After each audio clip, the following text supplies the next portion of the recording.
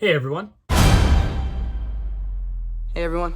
Welcome back to CrossFlix, brought to you by Cross Platforms, where we talk about movies and TV across all different genres. Today is going to be my spoiler-free review of Doctor Strange and the Multiverse of Madness. So, let's get to it. Okay, off the bat, I just want to come out with my personal score and say that as of right now, I give this movie a 7.5 out of 10. I came out of this movie liking it, but not loving it, which is what a lot of other reviewers that I watch have said. Some have absolutely loved it too, but for the most part, from what I see from a lot of people, is that they liked it, but they didn't love it like as much as they thought they would. I did go into it with my cameo expectations in check. If you want to see, I have another video about like the percentage of what I think would happen with cameos, and those that didn't come up that I thought would have, I wasn't upset about it. So that was okay. It was okay with me on that front, because typically I feel like that's where a lot of people have issues, is with not enough cameos for being a multiverse of madness movie.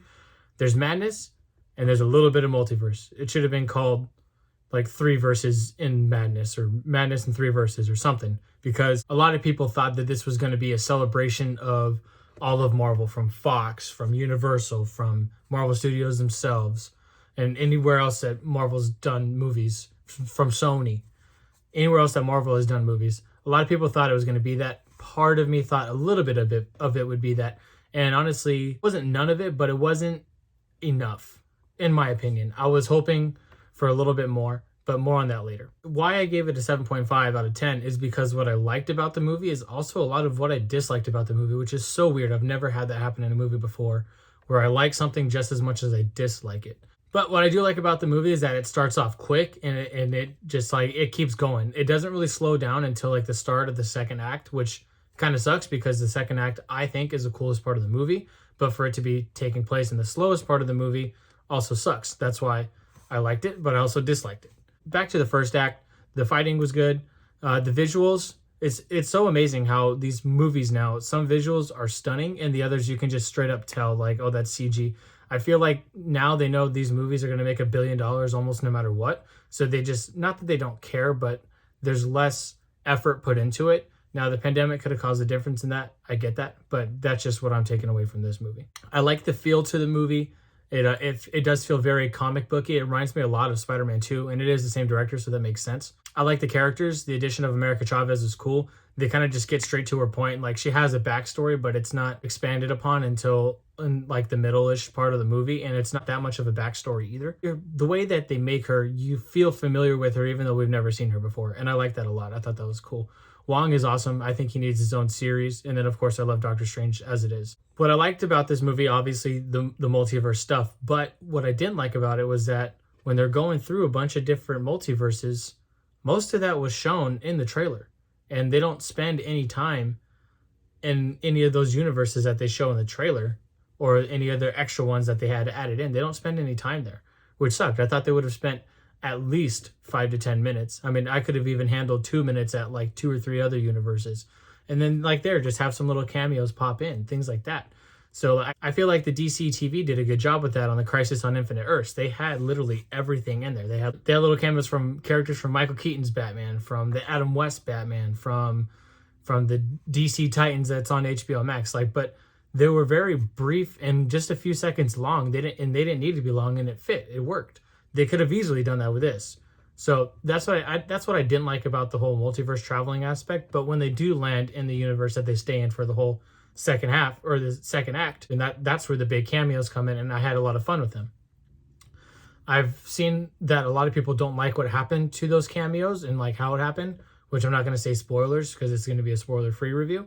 But I went into the movie expecting what happened to happen, so that's why I was totally fine with it and I was cool with it. Then comes the third act, and it just, for me, it's in the trailer, so there's like zombie Doctor Strange. I'm not going to say anything else beyond that, but I don't like what they did with it, and I think I don't like it because in general I don't like zombie things. I'm not a fan. I never really have been.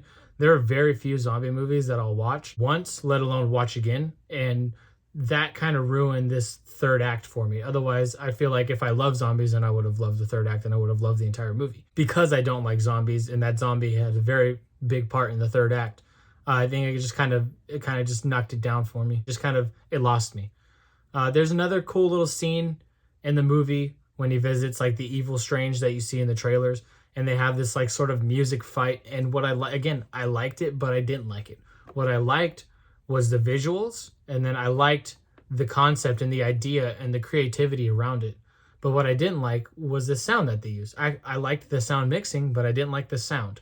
The sound was very classic horror movie themes, and I didn't like that because I didn't think it worked. I felt like if they had come up with their own horror themes, it would have been a lot cooler and a lot better because it would have been less cheesy. Everybody knows these classic horror themes, they're cheesy now. They're not scary, they're not haunting, but they're not bad. They're just not scary.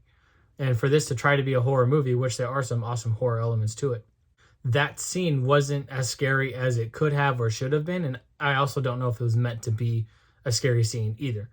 But again, I like the visuals, I like the sound mixing, and I like the creativity behind it, but I didn't like the sound itself. Going back to the third act, I felt like it was very underwhelming. It could have been a much better battle, in my opinion, based off of like what happens at the beginning of the movie, what happens in the middle of the movie.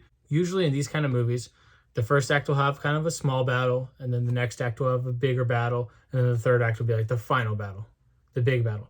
This one went little battle, big battle, little battle.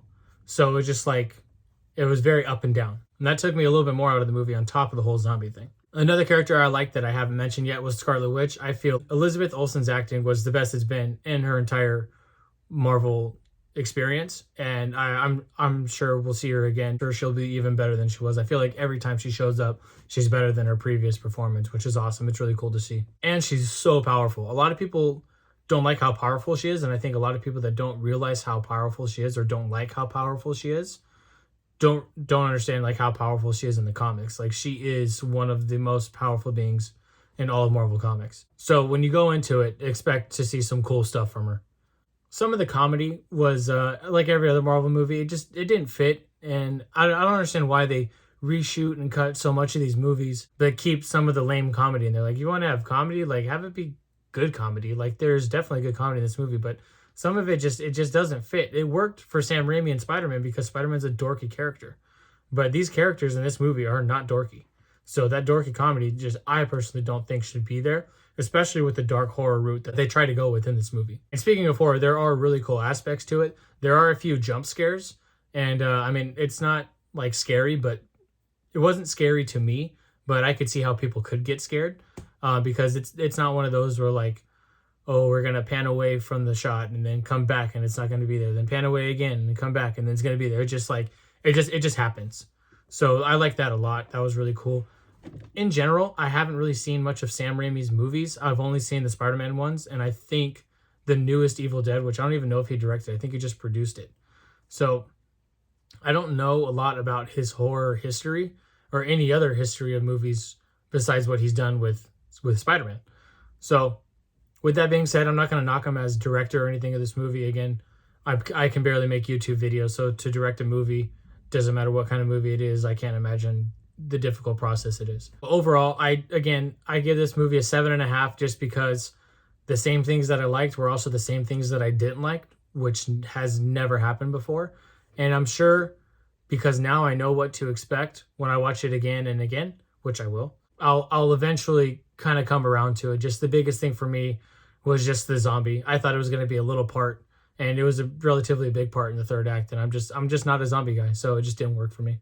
With that being said, that's my review, spoiler-free, of Doctor Strange in the Multiverse of Madness. Later this week, I might be having a full spoiler review coming out with a special guest, so stay tuned for that, and I'll see you guys in the next video.